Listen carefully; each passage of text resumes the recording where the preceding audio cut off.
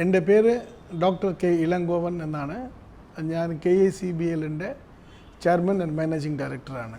നമുക്ക് വൈദ്യുതിയുമായിട്ട് ബന്ധപ്പെട്ട അപകടങ്ങളെ കുറിച്ച് സംസാരിക്കാനാണ് ഞാൻ ഇന്ന് ഉദ്ദേശിക്കുന്നത്. കേരളത്തിലെ ഏതാണ്ട് 3.5 കോടി ജനങ്ങൾ താമസിക്കുന്ന ഒരു സംസ്ഥാനത്തിൽ എല്ലാ വർഷവും ഏതാണ്ട് ഒരു 100 അല്ലെങ്കിൽ 110 പേർ മരിക്കുകയാണ്. കാരണം ഇത്തരം ഒരു ആധുനിക കാലഘട്ടത്തിൽ നമുക്ക് ഉണ്ടാവുന്ന ഒരു നെഗ്ലിജൻസ് മുഖാന്തരം നമുക്കൊരു 10-100 പേര് നമുക്ക് ഒരു വർഷത്തിൽ നമുക്ക് ഇറക്കേണ്ടി വരുന്നുണ്ട് എന്നതിൽ വളരെ ദുഃഖകരമായ ഒരു ന്യൂസാണത്. ഇതിൽ ഞങ്ങൾ നോക്കുന്നത്, ബോർഡിൽ നോക്കുന്നത് ഒരു ടെക്നിക്കൽ റീസൺസ് ആവാം, അല്ലെങ്കിൽ ഒരു ഹ്യൂമൻ എറർ ആവാം. ഇപ്പോൾ ടെക്നിക്കലാക്കി ആക്കി നോക്കണമെങ്കിൽ ഈ കണ്ടക്ടേഴ്സ് ഉണ്ടല്ലോ, വലിയ വലിയ കണ്ടക്ടേഴ്സ്, അതാണ് സ്നാപ്പാവും. ഒരു നല്ല കാറ്റ് വരുന്നു അല്ലെങ്കിൽ നല്ല മഴ അടിക്കുമ്പോഴേ ഈ കണ്ടക്ടർ സ്നാപ്പായി വരുമ്പോഴത്തേക്ക് അത് എർത്തിൽ വീഴുന്ന് ചാർജ് ആവുന്ന വരെ അതിനെ പകരം ആരെങ്കിലും ആളിൻ്റെ മുകളിൽ വീഴുന്നാൽ അപ്പോൾ കറണ്ട് പാസ്സായി, അപ്പോൾ ഇൻസ്റ്റൻറ്റ് ഡെത്ത് ആവുന്നുണ്ട്. അതിന് കാരണം നമ്മുടെ കേരളത്തിൽ ബഹുഭൂരിപക്ഷം ഈ കണ്ടക്ടേഴ്സ് എന്ന് പറയുന്ന ലൈൻസ് എല്ലാം 40-50 വർഷ പഴക്കമുള്ള ലൈൻസുകളാണ്. ഞങ്ങളിതെല്ലാം വളരെ ഒരു യുദ്ധകാല അടിസ്ഥാനത്തിൽ എവിടെയെല്ലാം വീക്കായിട്ടുണ്ടോ അവിടെയെല്ലാം മാറ്റിക്കൊണ്ട് വരിക. ഏതായാലും ബോർഡ് ഒരു വർഷത്തിൽ കുറഞ്ഞത് 400 മുതൽ 500 കോടി രൂപ വരെ ഈ ട്രാൻസ്മിഷൻ ലൈൻ കൊടുത്തുകൊണ്ട് എവിടെയെല്ലാം നമുക്ക് പഴയ ഈ കമ്പികളുണ്ടോ അവിടെയെല്ലാം മാറ്റിക്കൊണ്ട് വരികയാണ്. അത് ഒരു റീസണാണ് സ്നാപ്പിംഗ് ഓഫ് കണ്ടക്ടേഴ്സ് എന്ന് പറയുന്നത്. സ്നാപ്പിംഗ് ഓഫ് കണ്ടക്ടേഴ്സ് എന്ന് പറയുന്നത് നല്ല മഴ അടിക്കും, നല്ല കാറ്റ് വരുമ്പോൾ ഏറ്റവും പഴുതായിരിക്കുന്ന ഒരു കമ്പി വീഴുക. പക്ഷേ ഈ കമ്പി നേരെ വീഴുന്നത് നമുക്ക് ഭൂമിയിലേക്ക് എന്ന് പറഞ്ഞാൽ അപ്പോൾ നമ്മൾ സർക്യൂട്ട് ബ്രേക്കറിൽ വെച്ച് നമുക്ക് കറണ്ട് അപ്പോൾ കട്ടാവും. അപ്പോൾ അബദ്ധം വരത്തില്ല. പക്ഷേ ഈ കമ്പി വീഴുമ്പോഴത്തേക്ക് ഏതെങ്കിലും ഭാഗത്ത് നമ്മൾ ടച്ചായി പോയാൽ നമ്മൾ മരിക്കും. അതാണ് പ്രശ്നം. അത് ടെക്നിക്കലായിട്ടുള്ള ഇഷ്യൂസാണത്. പക്ഷേ ബഹുഭൂരിപക്ഷം ഇതുപോലെ പ്രശ്നം ഉണ്ടാകുന്നത് എല്ലാം ഹ്യൂമൻ നെഗ്ലിജൻസ് കൊണ്ടാണ്.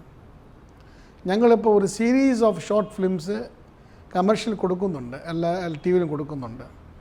ഞാനിപ്പോൾ കണക്ക് നോക്കിയപ്പോൾ ഏറ്റവും കോമൺ ആയിട്ടുള്ള ഒരു കോസ് എന്ന് പറയുന്നത് നമ്മൾ തോട്ടി ഉപയോഗിച്ച് ചക്ക മാങ്ങ പറിക്കുമ്പോൾ ഈ തോട്ടി എന്ന് പറയുന്നത് നമുക്ക് ചിലപ്പോൾ 20 അയരൺ റോഡായിരിക്കും. അത് അത്രയും പൊക്കം പോയിട്ട് ഈ ചക്കയും ഈ മാങ്ങയും പറിക്കുന്ന സമയത്ത് ഏതെങ്കിലും ബാലൻസ് തെറ്റി ഈ തോട്ടി ലൈവ് വയർ മേലെ ജസ്റ്റ് ടച്ചായി പോയാൽ വിത്തിൻ സെക്കൻഡ്സ് അയാൾ അപ്പം മരിക്കും. ഇത് ഞങ്ങൾ പല സിനിമയിലും പല ഡോക്യുമെൻ്ററി പറഞ്ഞിട്ടും ദുഃഖകരമായ ഒരു കാര്യം ഇപ്പോഴും നടന്നുകൊണ്ടിരിക്കുകയാണ്. അപ്പോൾ ഈ തോട്ടി ഉപയോഗിക്കുമ്പോൾ ജനങ്ങൾ ശ്രദ്ധിക്കേണ്ടത് അത് ഒരു മെറ്റൽ തോട്ടി ആവരുത്. അത് ഷുഡ് ബി എ വുഡൻ തോട്ടി, അതായത് മൂങ്ങിലോ മറ്റേത് വെച്ച് കൊണ്ട് ചെയ്യാനാണ് നമ്മൾ ചെയ്യുന്നത്. 2, ഞങ്ങൾ തന്നെ ചെയ്യുന്നുണ്ട്. അതായത് ഈ പ്രീ മോൺസൂൺ മെയിൻ്റനൻസ് എന്ന് പറഞ്ഞുകൊണ്ട് ഏറ്റവും അടുത്ത്, അതായത് ഈ ലൈവ് വയർസിന് ഏറ്റവും അടുത്ത് വരുന്ന ഈ ബ്രാഞ്ചസ് മറ്റേ കാര്യങ്ങൾ ഞങ്ങളെ മുറിക്കാൻ പോകുമ്പോൾ വലിയ ആക്ഷേപണം കൊടുക്കുന്നുണ്ട് ജനങ്ങൾ. അതാണ് ഞങ്ങൾ ഏറ്റവും വലിയ പ്രശ്നം. ഞങ്ങൾക്ക് ഇത്ര വോൾട്ടേജ് ലൈനിൽ ഇത്ര ഡിസ്റ്റൻസ് ലോട്ട് ഓഫ് ക്ലിയറൻസ് വേണമെന്ന് പറയുന്നുണ്ട്. പക്ഷേ ഞങ്ങൾ പോകുമ്പോൾ അവിടെ നാട്ടുകാരും വീട്ടുകാരും ഇത്രയും വലിയ മരം മുറിക്കാൻ പോവുകയാണ്, ഇത്രയും വലിയ ഒരു ബ്രാഞ്ച് മുറിക്കുന്നുണ്ടോ എന്നുള്ള ആശങ്ക പ്രകടിപ്പിച്ചുകൊണ്ട് ചിലപ്പോൾ അവിടെ ഉണ്ടാകുന്ന ചെറിയ പ്രൊട്ടസ്റ്റ് കൊണ്ട് ഞങ്ങൾ ആൾക്കാർ തിരിച്ചു വരിക. അപ്പോൾ റൈറ്റ് ഓഫ് വേ എന്ന് പറയുന്നത് സ്പേസ്, ഫ്രീ സ്പേസ് എന്ന് പറയുന്നത് നിർബന്ധമായും നമുക്ക് ഇലക്ട്രിസിറ്റി ആക്ട് പ്രകാരം ഉള്ള സ്പേസ് KICB ജീവനക്കാർക്ക് ഉണ്ടാക്കാൻ വേണ്ടി നാട്ടുകാർ തീർച്ചയായും സഹകരിച്ചേ പറ്റൂ. അതൊന്ന്.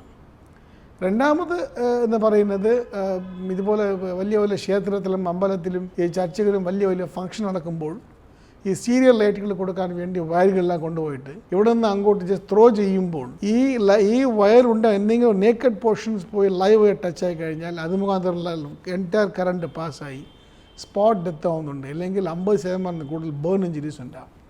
അപ്പോൾ ക്ഷേത്രം സമയത്ത്, അമ്പലം സമയത്ത്, ഉത്സവ സമയങ്ങളിൽ ഇത് ഞങ്ങൾ കാണാറുണ്ട്. പിന്നെ 3ാമത് എന്ന് പറയുന്നത് നമ്മുടെ ഈ പശുക്കളെ കൊണ്ട് അല്ലെങ്കിൽ മറ്റുകളെ കൊണ്ട് ഈ പോസ്റ്റിൽ, അതായത് സ്റ്റേ സ്റ്റേ വയറിൽ വെച്ച് നമുക്ക് ചെയ്യുക, അല്ലെങ്കിൽ ഇതുപോലെ കാര്യങ്ങൾ പൊതുജനങ്ങൾ ചെയ്യുമ്പോൾ ഉണ്ടാവുന്ന, അതായത് ഏറ്റവും ലൈവ് വയർ അടുത്ത് ഒരുവിധം ജോലികൾ ചെയ്യുമ്പോൾ ശ്രദ്ധിക്കാതിരിക്കുന്നത് കൊണ്ട് ഉണ്ടാകുന്ന അബദ്ധങ്ങളാണ് കൂടുതൽ.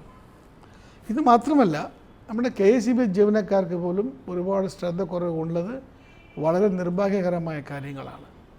കാരണം അവർക്ക് ഒരു ഓവർ കോൺഫിഡൻസ് വെച്ചുകൊണ്ട് അവർ ആവശ്യമായ ടൂൾസും കിറ്റ്സും സേഫ്റ്റി എക്യുപ്മെൻറ്റ്സും ഇല്ലാതെയാണ് പോസ്റ്റിൽ കയറുന്നത്. പോസ്റ്റിൽ കയറിക്കൊണ്ട് അവർക്ക് അഭ്യാസമുണ്ട്, പ്രശ്നമില്ല എന്ന് പറഞ്ഞുകൊണ്ട് ഒരു ലൈന് ലൈവായിരിക്കും, എന്തൊരു ലൈൻ ലൈവ് ഇല്ലാത്തവ അവർക്ക് ചെയ്തുകൊണ്ടിരിക്കും. എന്തെങ്കിലും ഒരു ചെറിയ ഒരു അശ്രദ്ധ കൊണ്ട് ഒരു പെട്ടിന് കൈ ടച്ചായി പോയാൽ അപ്പോൾ മരിക്കും. അതാണ് ഞങ്ങൾ വളരെ സീരിയസ് ആയിട്ട് ഈ കാര്യം എടുത്തിട്ടുണ്ട്. അപ്പോൾ KSEBയിൽ ഇപ്പോൾ ഞങ്ങൾ ചെയ്യുന്നത്, ഏതെങ്കിലും ഒരു നെഗ്ലിജൻസ് മുഖാന്തരം ഒരു ഡെത്ത് ആയി കഴിഞ്ഞാൽ ഒരു ഡെത്ത് ഓഡിറ്റ് ഓർഡർ ചെയ്യും. അത് ഇതുവരെ ഇല്ലാത്ത ഒരു ഇഷ്യൂ ആണ്.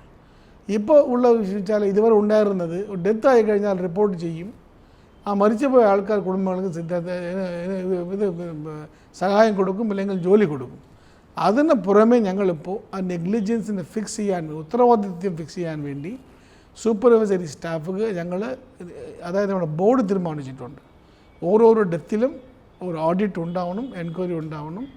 ഈ സൂപ്പർവൈസറി ലാപ്സസ് തീർച്ചയായിട്ടും ഞങ്ങൾക്ക് സ്വീകാര്യമല്ല എന്നുള്ള കാര്യം ഞങ്ങൾ ശക്തമായ നടപടി എടുത്തിട്ടുണ്ട്. അപ്പോൾ സൂപ്പർവൈസറി സ്റ്റാഫ് മാത്രം ബ്ലെയിം ചെയ്തിട്ട് കാര്യമില്ല. ഈ ജോലി ചെയ്യുന്ന വർക്കിംഗ് ക്ലാസ്സിലെ വർക്കേഴ്സ്, ലൈൻമാനുകളും കൂടി ശ്രദ്ധിച്ചാൽ മാത്രമേ നമുക്ക് അബദ്ധങ്ങളും ഇതുപോലെ മരണങ്ങളും നമുക്ക് അവോയ്ഡ് ചെയ്യാൻ കഴിയുകയുള്ളൂ. സെക്ഷൻ ഓഫീസിൽ പല കോടികൾ ചിലവഴിച്ചുകൊണ്ട് ഗ്ലൗസും ഗംബൂട്ട്സും പിന്നെ ഗോഗിൾസും കാര്യങ്ങളെല്ലാം കൊടുക്കുന്നുണ്ട്.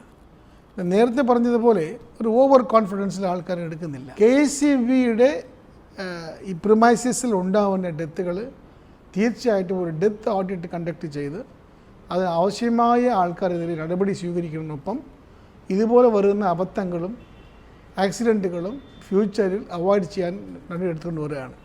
അതിൻ്റെ ഭാഗമായിട്ടാണ് ഞങ്ങളിപ്പോൾ ഒരുപാട് ഫിലിംസ് എല്ലാ TVയിലും കൊടുക്കുന്നുണ്ട്. ഇതിന് പുറമെ ഈ പബ്ലിക് പ്ലേസസ്, അതായത് വീട്ടിനകത്തുണ്ടാവുന്ന ഇലക്ട്രിക്കൽ ഇൻസ്റ്റലേഷൻസ്, അല്ലെങ്കിൽ KSEB പ്രമൈസസ് അല്ലാതെ വേറെ സ്ഥലങ്ങളിൽ പോലും അബദ്ധങ്ങൾ ഉണ്ടാവാറുണ്ട്. അതും എല്ലാം പ്രിവെൻറ്റബിൾ ഡെത്തുകളാണ്. അതും വളരെ ഏറ്റവും ചുരുക്കി പറഞ്ഞാൽ ഓവർ കോൺഫിഡൻസ് ആൻഡ് ജാഗ്രത കുറവാണ്. എസ്പെഷ്യലി സ്വിച്ച് പോയിൻറ്റ്സിൽ നമുക്ക് ന്യൂട്രൽ കറണ്ട് വരുമ്പോഴേ ഉണ്ടാവുന്ന ഒരു വലിയ ഇഷ്യൂ ഉണ്ട്. അങ്ങനെ വരുമ്പോൾ, അതായത് ആ പ്ലഗ് വെച്ചുകൊണ്ട് തന്നെ എക്യുപ്മെൻറ്റ്സ് റിപ്പയർ ചെയ്യുക, അല്ലെങ്കിൽ വെള്ളം എൻ്റർ ചെയ്യുന്ന സ്ഥലത്ത്, അല്ലെങ്കിൽ എക്യുപ്മെൻറ്റ്സിൽ വെള്ളം എൻ്റർ ആയിട്ട് ആ എക്യുപ്മെൻറ്റ് ചെയ്ത് പിടിക്കുക. കാരണം water is A good conductor of electricity. അങ്ങനെ നമുക്ക് ഉണ്ടാവുന്ന ചെറിയ ഒരു അശ്രദ്ധ കുറവ് കൊണ്ട് വീട്ടിനകത്തും ഇലക്ട്രിക്കൽ ഷോക്സ് വരുന്നുണ്ട്. വീട്ടിനകത്ത് വരുന്ന ഷോക്സുകൾ മിക്കവാറും ബേൺസ് ഇഞ്ചുറിയും മാത്രമേ വരുള്ളൂ. വളരെ റെയർലി ഡെത്ത് ആവുന്നുണ്ട്. കാരണം വോൾട്ടേജ് വളരെ കുറവാണ്, 220 to 240 വോൾട്ട്സ്. അതിൽ എൻട്രിയും എക്സിറ്റ് പോയിൻ്റ് ഉണ്ടെങ്കിൽ അബദ്ധം വരും. അവിടെ എന്തെങ്കിലും ചെരുപ്പ് വെച്ചുകൊണ്ട്, എന്തെങ്കിലും റബ്ബർ സ്ലിപ്പേഴ്സ് വെച്ചുകൊണ്ട് ജോലി ചെയ്താൽ എൻട്രി പോയിൻ്റ് ഉണ്ട്, എക്സിറ്റ് പോയിൻ്റ് ഇല്ലാത്തത് കൊണ്ട് അവർക്ക് ഷോക്കിൽ നിൽക്കും. എൻട്രി പോയിൻറ്റും എക്സിറ്റ് പോയിൻറ്റും വന്ന് ടച്ചായി പോയാലേ നമുക്ക് ഒരു സർക്യൂട്ട് കംപ്ലീറ്റ് ആവുന്നത് കൊണ്ട് മുഴുവൻ സ്ട്രെങ്ത് ഓഫ് ഇലക്ട്രിസിറ്റി ബോഡിനകത്ത് പോകുമ്പോഴാണ് മരണം ഉണ്ടാകുന്നത്. അതുകൊണ്ട് ഇലക്ട്രിക്കൽ അപ്ലയൻസസ്, ഇലക്ട്രിക്കൽ സോക്കറ്റിൽ ജോലി ചെയ്യുന്നപ്പോൾ എപ്പോഴും ചെയ്യുമ്പോഴും ഒരു റബ്ബർ സ്ലിപ്പേഴ്സ് വെച്ച് കഴിഞ്ഞാൽ നമുക്ക് ആ ഇലക്ട്രിക്കൽ പാത്ത് വേനെ ബ്രേക്ക് ചെയ്യുന്നുണ്ട്. അതുകൊണ്ട് നമുക്ക് ഒരു ഷോക്കിൽ നിൽക്കും, അല്ലെങ്കിൽ മാക്സിമം ബേർനെസ് ഉണ്ടാവും. ഇന്ന് ഒരു വൈദ്യുതി അപകടത്തെ കൊണ്ട് ഒരു ജീവൻ നഷ്ടപ്പെടുന്നത് നമുക്ക് ഒരിക്കലും അക്സെപ്റ്റ് ചെയ്യാൻ പറ്റുകയില്ല.